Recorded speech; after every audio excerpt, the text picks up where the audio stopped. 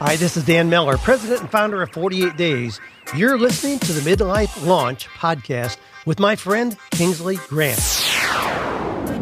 This is flight number TML 191. My friend, today on this flight, we are going to be entertained and educated as I share with you about the mistakes, 5 mistakes that people are making in midlife that I don't want you to make. How to avoid making mistakes like these. And as I share with you, I would like for you to make certain that you listen, not just to hear, but to do something about it. I want you to take an action step after you've listened to this educational moment on this flight. So sit back and relax and just don't worry your sweet little head, my friend. You're in good hands. And now, stay tuned while we prepare for blast off. Before we blast off, let me say thanks for tuning in to the world-renowned Midlife Launch On Demand online radio podcast. This show is for you, the midlife professional who wants freedom in your life to do life the way you want. You no longer want to do something because you have to. You want to find a way to turn your passion into profit and financially support the lifestyle of your choice. The format of this show will comprise of monologues and interviews and case studies of people who are just like you, who have done the very same thing. You will get tips, ideas, and resources on how you can have the life you want. I'm Kingsley Grant, your host, your coach, and your Sherpa. You say, Kingsley, what's a Sherpa? A Sherpa is simply someone who doesn't know everything, but knows enough to help someone else avoid pitfalls and find a safe path to their destination. They are always learning something new and looking for ways to teach others what they've learned.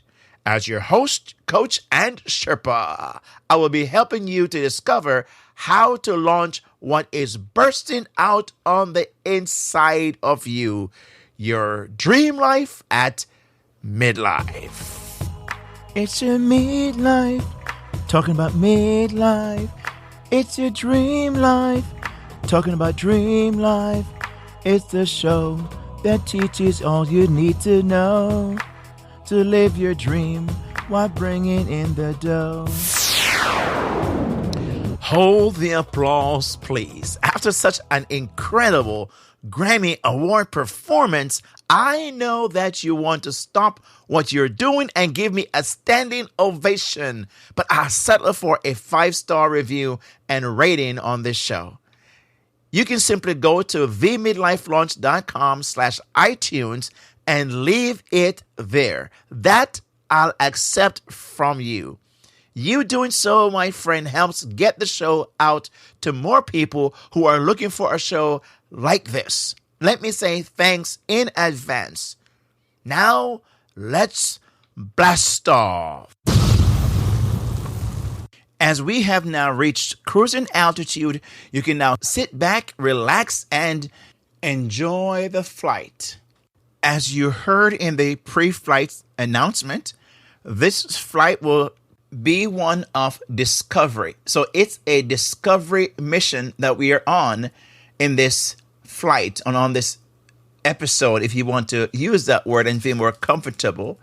As I mentioned before, you've heard me why I use the word flight instead of episode. But on this flight, on this discovery mission, you will discover the 5 mistakes that so many people are making in midlife, and you don't have to make them, and what you might want to do about them. As a matter of fact, you will have a chance to examine and your own self and ask the question, am I guilty of making those same mistakes? Or do I find myself working hard not to make them? What happened is this, that we sometimes don't learn from other people's mistakes. And it's almost like a martyr syndrome that we have, somehow thinking we have to also make the same mistakes other people do make, and we don't have to.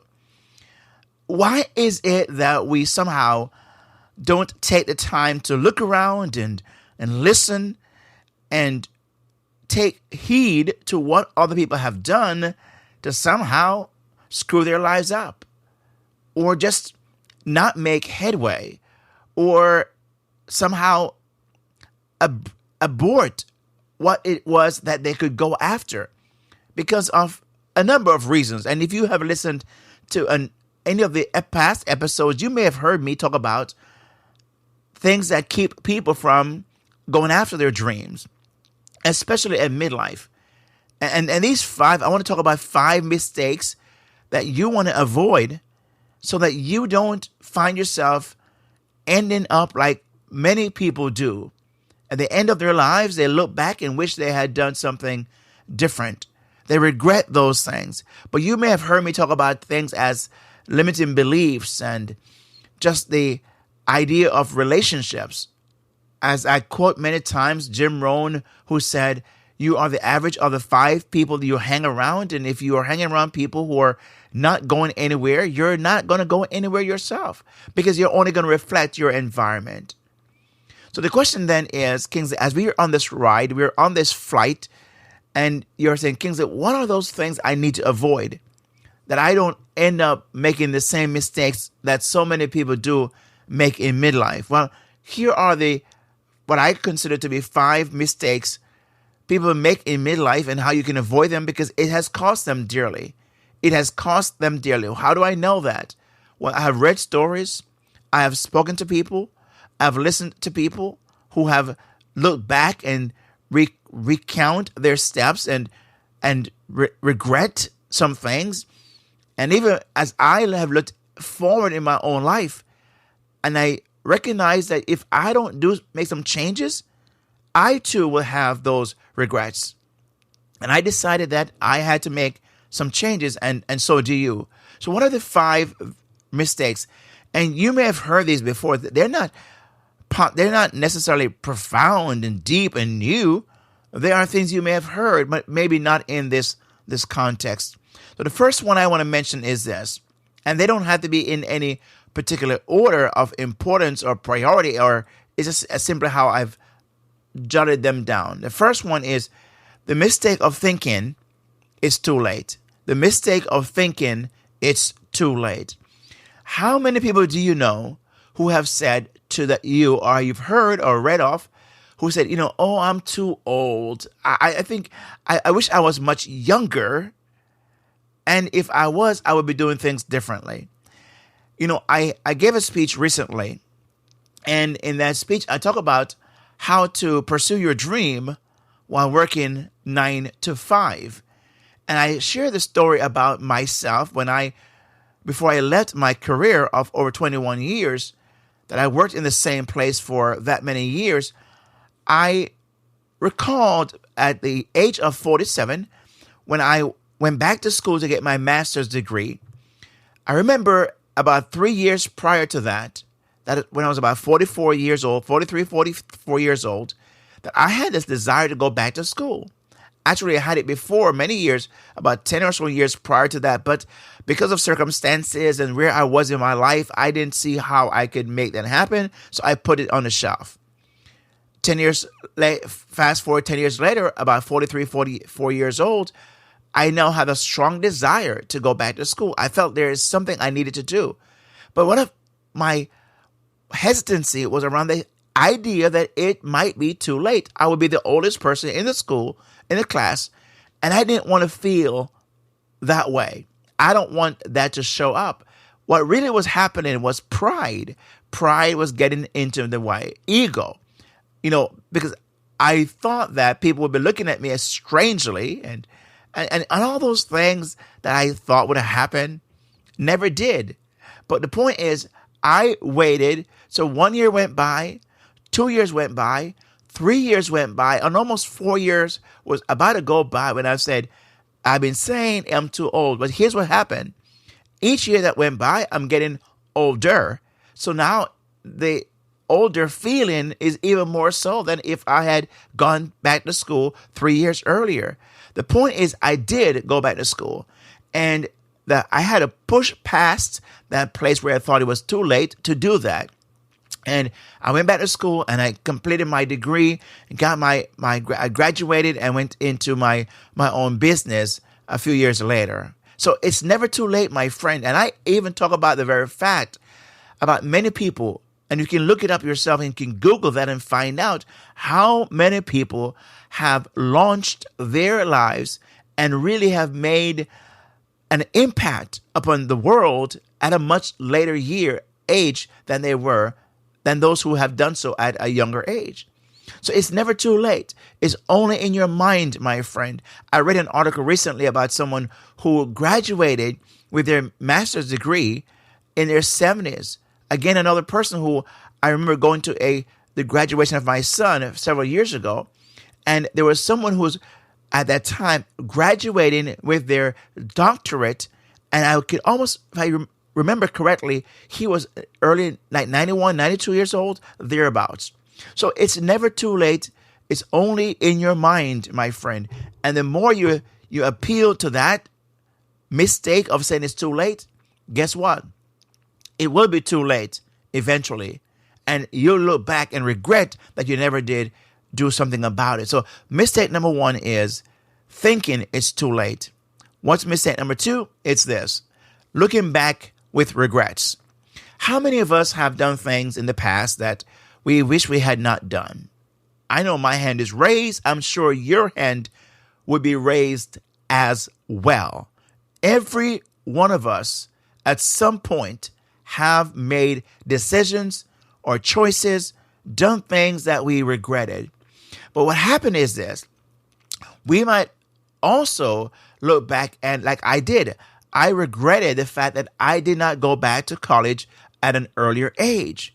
I regretted the fact that I did not start and accomplish some things that I have accomplished in my life at an earlier age. I regretted I did not write and release my book or my books earlier. But I always think of it this way: nothing happens before its time. Everything happened when it should have happened, or it would not have happened. I can look back, and you can look back thinking about how you've made a mess of things. I speak to people, I coach individuals today who would say to me, Kingsley, man, I so regret that I did not save my money and for a rainy day, and that's the whole idea. I regret that I allowed many opportunities to slip through my hands. I regret that I did not set aside and saved earlier and invested. And I had one person who said, I regret the fact that I did not travel as much as I wanted to. And so there could be a plethora of things, as you might imagine, or you yourself might be saying, I regret. But my question is this: what is that doing for you? How is regretting those things helping you right now? What is it doing for your life other than creating health issues, or even pushing you to the point where you're thinking it's better to die than continue living the way you are? Maybe the consequences of your choices and decisions are now playing out, and it creates regrets for you. And I understand that, because consequences are some things we cannot choose. And sometimes we pay those consequences for years to come. Sometimes we don't stop paying the consequences of our choices earlier on in life. But my friend, what can you do differently? How can you prevent further regrets? How can you not add to the pile of regrets you currently have? The only way is to do something differently. Is to realize that the past is a past. And what can you learn from that? Because you can look at that as regret you never did, but what could you learn? And what can you now do to change so that the regret pile does not get bigger? And number two, you could overcome and overcompensate for those by doing something more significant with your life right now. So the mistake of living in the past, looking back with regrets, it's like driving a car and you have that rear view mirror called regrets. And you're looking in the rear view mirror while you're going forward. What's going to happen, you think? Nothing but a disastrous ending, because you're going to have a crash. It could cost you everything you now have and more. So, my friend, you don't drive looking in the rearview mirror. You drive looking through the windshield to stop the regrets. So that's the next mistakes many people make at midlife, is looking back with regrets. The third mistake is comparing themselves by looking around. They tend to look at what it is others around them are accomplishing or are doing. Now, there's nothing wrong with that. As a matter of fact, I want to make sure you do know I have a 9-page ebook with an interview I did with someone. It's called The Midlife Opportunity. And it's how to overcome the midlife crisis, which I'll talk about in a few minutes. But I have that book available, and it's free. If you just go to themidlifelaunch.com and put your mouse as if you're going to get off the page, a pop-up will occur. Just put your name there and your email address, and I'll send that to you right away, because I want you to have that. But what happened in that ebook, I talk about the lens of looking around. It's nothing wrong to look around if looking around is for the right reasons. I constantly look around. I look at what people are doing to learn from them, and how could I incorporate what they're doing into my own business, into my own life. So there's nothing wrong with looking around. It's when you're looking around to envy and talk about what you don't have, so you don't see what it is you do have. That's what a serious mistake you're making, my friend. I love the Bible that says this: he who compares himself with them others is not wise. It's not wise. It's not wisdom. So the mistake that many people make in midlife is to look around, to compare and envy, wish they had, and only lament the fact of what it is now they don't have. The big house and the cars and the fancy car and this and that. And stop it. Stop. Those regrets, those comparisons is not going to help you. It's going to hinder you. So looking around to compare in an envious way is a huge mistake, my friend. Stop it. The fourth mistake that people make at midlife is this: going on cruise control. Put life on cruise control. Reaching a place in your life where you're thinking, I'm going to play it safe. I'm going to just put my life on cruise control and just go through life that way. I don't have to worry about the pressing the gas pedal or the I may have to hit the brakes here and there, but my life is at ease. Really? Is it really at ease? As I realize, and I know it's not, because what happened is you're going to experience the very same things others who are not on cruise control are experiencing, but they will be more prepared for it than you, because you're thinking that if I can only make it through, without any kind of disasters or any kind of collapse, there's nothing guaranteed, my friend. Things can happen. All you're hoping and banking on can go away overnight. So putting your life in cruise control, to me, in my mind, is irresponsible. It is really risky. It is acting as if you know what the future holds. It's almost a lazy man's way or woman's way of just taking life, not taking life seriously.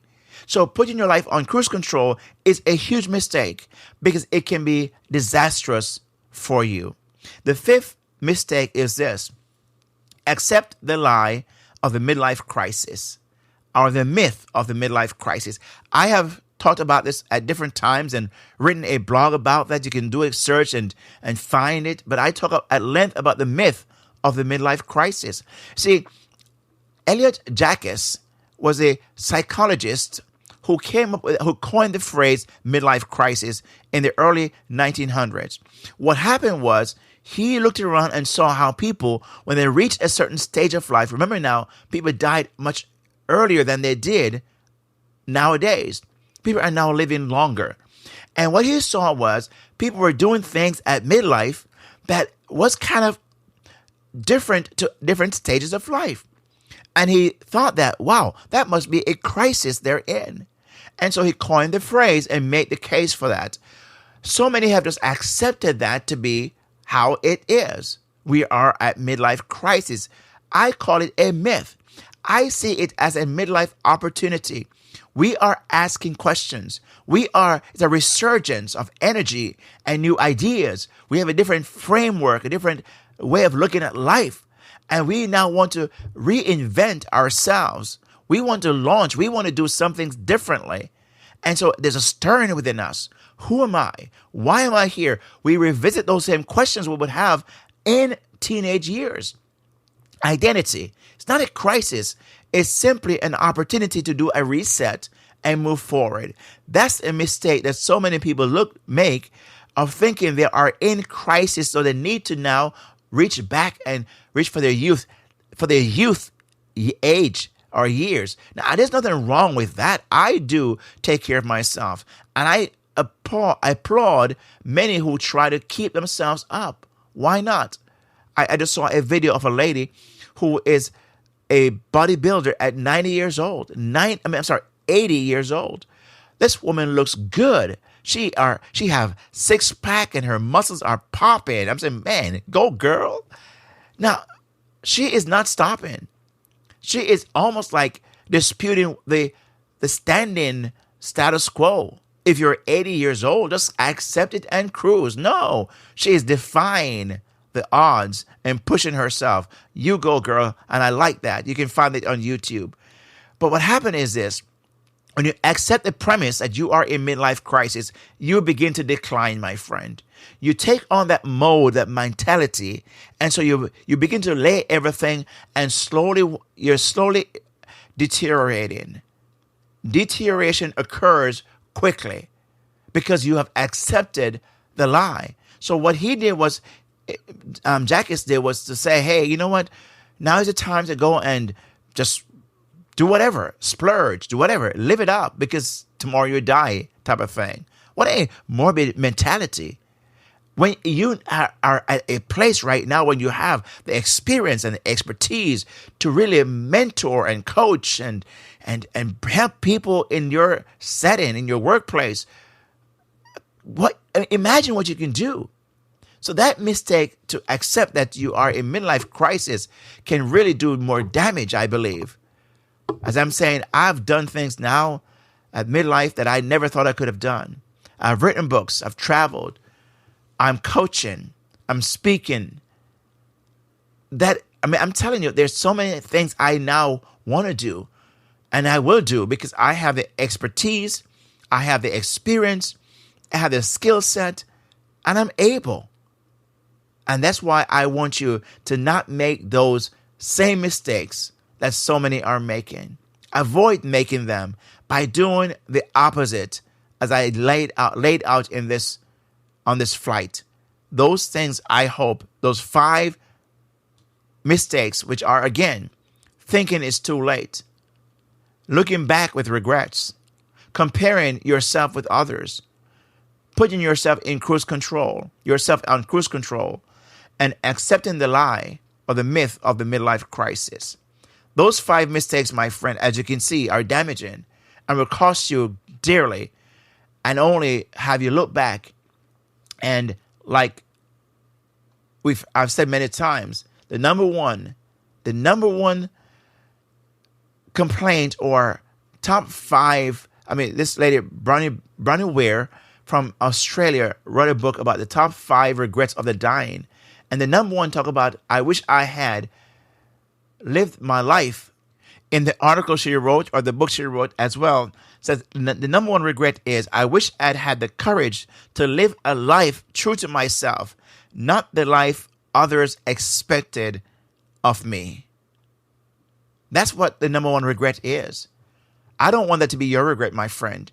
And if it's not going to be if you don't want that to be your regret, you've got to not make these 5 mistakes that so many are making.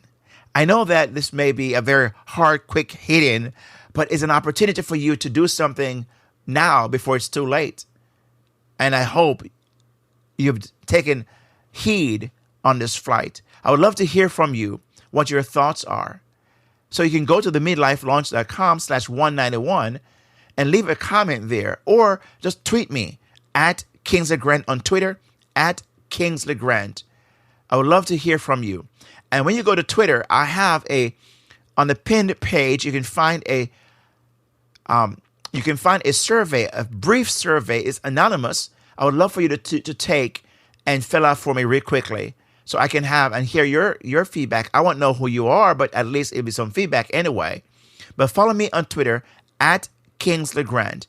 And if you are listening to this podcast before July 5th, I will be in Chicago at the podcast movement, and I'll be speaking on July 6th. And I would love for you to come and hear me speak about this kind of passion that I have. But also, I would love to meet you. So if you are going to be there, make sure you say hi to me. Come over, say hi, and let me just know you listen to this podcast and what your thoughts are about it. I would love to hear from you at that as well. If you're not going to be there, you can email me at Coach K with a question, coachk@kingsleygrant.com, coachk@kingsleygrant.com. And if you have any question, you can email me there, or on Twitter, just tweet me a question. I'd love to answer it on this flight, this podcast, this online on-demand radio podcast. Okay? So my friend, you know the drill. We're coming in for the landing. As we make our way for the descent, would you make sure your chair is in the upright position, your seatbelt is tightly fastened, and your tray table is stashed away? And we're moving in for the landing. So I want to make sure you're on the next flight. So I'll see you on the next flight as we prepare for landing. And we have landed. How smooth that was. Not even a bump. But what did you expect? You have yours truly at the host, at the control. So you did not expect anything other than a smooth landing, did you? Where's your faith, my friend? So with that said, my friend, God bless. Peace out. And I'll see you on the flip side.